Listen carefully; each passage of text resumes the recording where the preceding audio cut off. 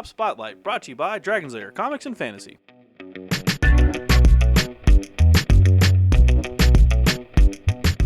Hey everyone, I'm AdamHarry from Bell of Souls with Drake from Dragon's Lair Comics and Fantasy. And we're back with another Tabletop Spotlight. Drake, what's this game? This is Via Nebula, hot off of the Kickstarter presses by Space Cowboys Publishing Company. Okay.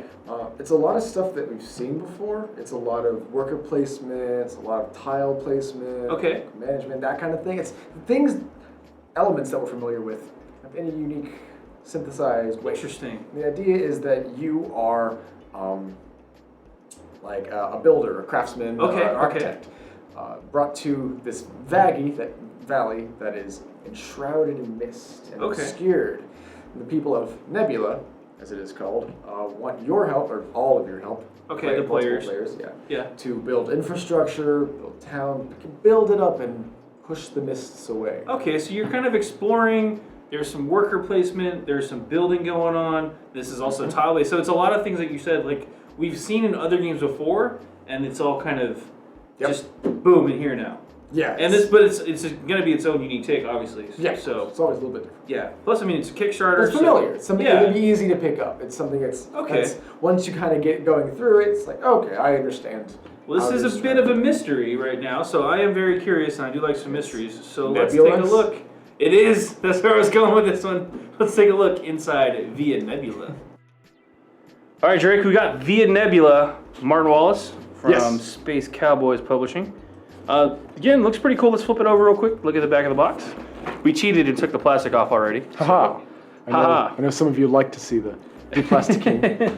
Too bad, suckers. So this is the back of the box. It does look like a really cool looking board setup, obviously for multiple players. You have your own little play space and everything like that. Now, are these tiles? These are the tiles you were talking about earlier, right? Yeah. Some of these are tiles. Like you see, some of them are these like light green blank meadow tiles that are being placed over this mist background. Okay.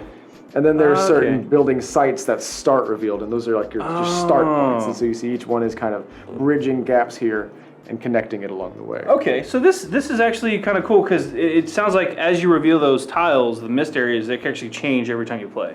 Yes. Some of the starting points are going to be the same, but the tiles themselves are going to change. So that's kind of cool. So let's flip this bad boy open. Flip it over and open it up. Flip it open. All right, here we go.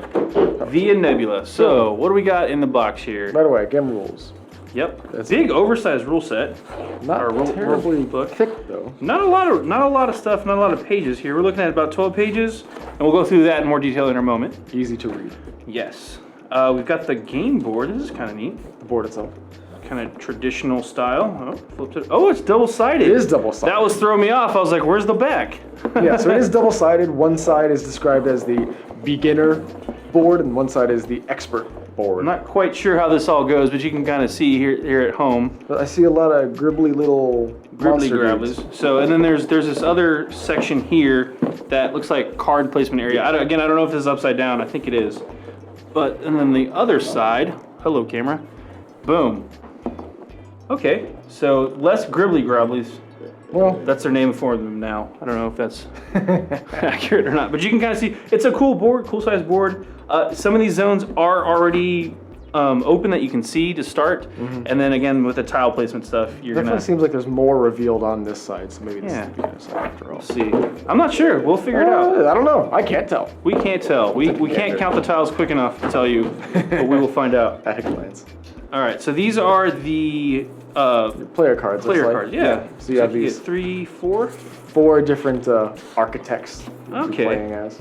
I like the art style on these. These are very interesting looking characters. Yeah. I like how each one has its own like kind of flavor. Yeah. But doesn't really seem to be mechanically different.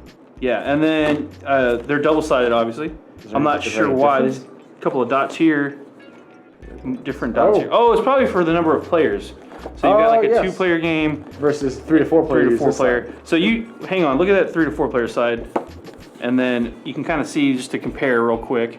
Looks like we got some slightly different blocks, maybe. Yeah, and then this may be how long each thing takes to complete. Okay, but it looks like you get a couple of different worker numbers too. So that's kind of cool. All right, so we got different workers, and all the cards look the same, and the cards have different art. Oh, dude, look at the little castles too. That is Oh. It looks like aqueducts are cheaper to build for her. Okay, well, check that out. You have a half hex here. I have a full hex. That's a 2, 3, 4 player difference. Yeah, yeah, okay. And then she has a different building compared to these guys. They all have different buildings. Just different. I don't know. Different style. I don't know. Gateway. That's cool. We'll find out. Let's Flavor. keep going. I like Is it fluff or is it crunch? Oh, these are the tile sets. So there's a ton of these. Mm-hmm. Okay, so there's one. Let me see your side here. We see more of those half hexes. It looks like this is like, I'm building here, and like you set it down and that kind of claims my it. construction zone. Maybe. Okay, so these are the different colors. So there's a brown one, white, and black. These are the character. Okay, and then blue is the fourth one. Yeah. Okay. That the color is coded to which of those dudes Right. it is. Makes sense. These are front and back, some of them. Right.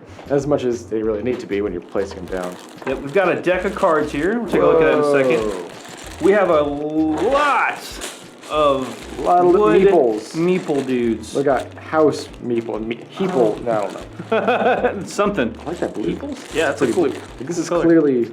These are all wooden, by the way. These are not plastic. Yeah, these are clear to player base. Like it looks like the player's gonna place these. Those might be placed by the game through other mechanisms because none of them are color coded like these guys are. Or they might be like this is obviously a pig, so maybe it's a resource or something like that. You can see there, like pig resources, kind of like settlers, different resources or something like that. I don't know. This is maybe hay. So yeah, it looks like bundle? This is keys to that the blue player card. This is the aqueduct, and this here is the brown player card. So it looks like those are like their unique buildings. Yeah, obviously these are resources of some type.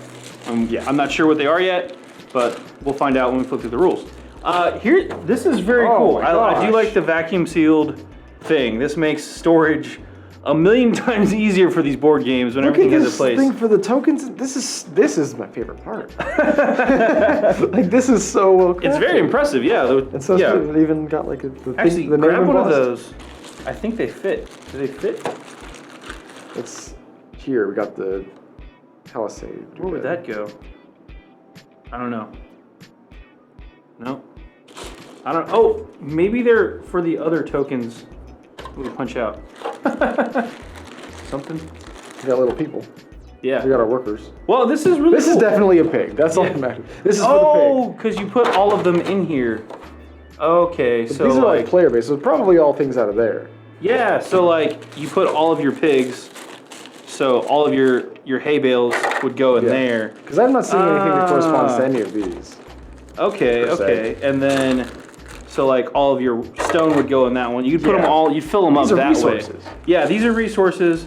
I'm pretty sure. Hang on, it's matching these. You guys are watching us struggle matching these things, but if these are player bases, then these would just go like randomly, all of them in there somehow. I'm guessing. I don't know. It could be related to the tiles as well. So yeah, I mean, like, we'll this find is definitely out. for these round tiles. Yeah, for sure. That one's all gonna stack in there. So that's everything in the box. Is it? Yes. Yeah. Okay. So that's just the Confirmed. the vacuum sealed, cool thing. That's really cool though. I like the way they did that. So I like the name embossment on the bottom. This is a nice they have the Nebula there. So cool. Let's quit stalling with the components real quick and take a look at the rules now. All right, so let's take a quick look at the rules real fast. This game's pretty straightforward. Again, there's only 12 pages of rules. It goes over all the components you can see here. All the you actually play as a guild, so you are the player. Team. Yeah, You got right. You got a team. Actually, grab the player card real quick. We'll show you what we're talking about here. We'll do- Yeah. So you play as a guild. You are the blue guild. Yeah. These are your specific buildings. Water team. Right, and then these are what you get for a 3 to 4 player game or the 1 to 2 player game. Yeah. 2 player game really. These are your workers. This is your build tile, and these are your spaces for the buildings that you're going to build on the board and stuff like that. So Right. it's pretty straightforward. And these all mean different things. Yeah, so Obviously. each guild, you have 3 workers and 5 buildings, and those tiles just set on there. And they on the opposite on the other the version of the game. You get 2 and 5. Yeah.